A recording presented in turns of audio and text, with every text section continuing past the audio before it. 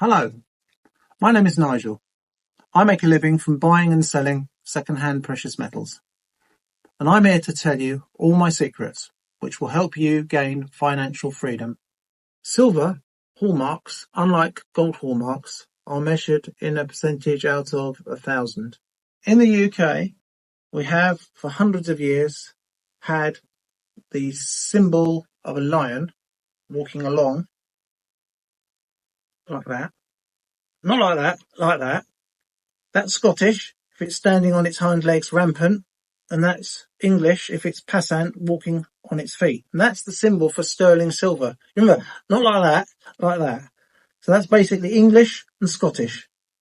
So I sounded too much like Tommy Cooper there, didn't I?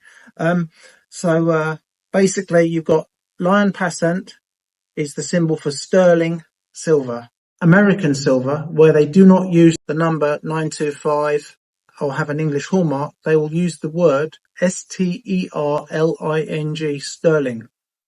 Sterling is 925 parts out of 1,000 pure. So you've got 7.5%, 92.5%, 92.5%. So the other 7.5% is made up of other metals, normally zinc and other items like that.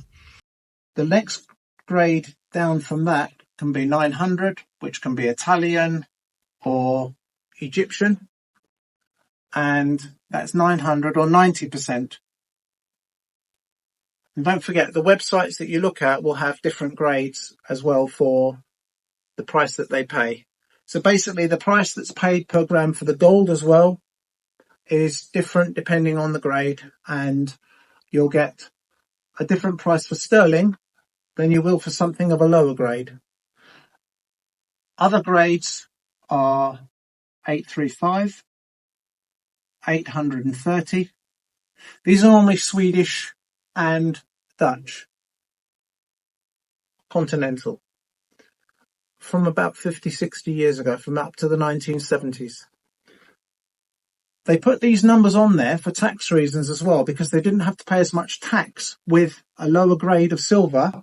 Yet some of them, I was told recently, were actually 925, but they put them down as 835 so they didn't have to pay tax on them when they were selling the item, which is quite crafty. So the next one down is 800, which is the standard European from about 100 years ago. So from the 1920s, and even before that, 1800s up to the 1950s or 60s, 800 or 80%, if we just put a decimal point there, 80% is the European standard from 50 to 150 years ago. Going down from there, you might have differing fonts for some of the coins. Some of the coins might be 735. When you look them up to find out what the coin is, Google image everything you find at an auction. Google image lots of stuff and you'll find similar items that you're looking for, which will give you an idea what the sold price is on eBay or another website. There are other websites. And then you have, after the 735, you might have some 500. So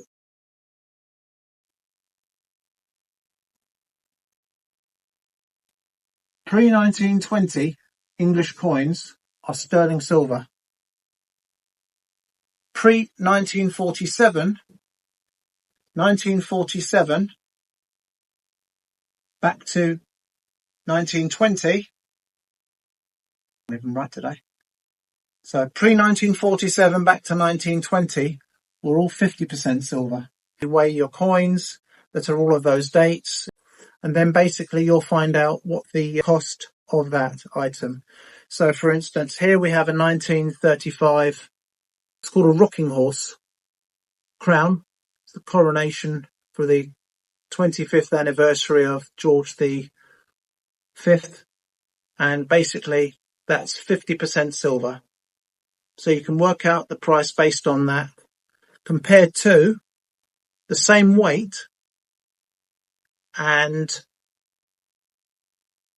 item, but made in sterling silver, because this is a Queen Victoria 1900 crown. So basically they're the same coin, but made of a different metal. One has got 50% silver in it, and one has got sterling silver in it, which is 925, 92.5% silver.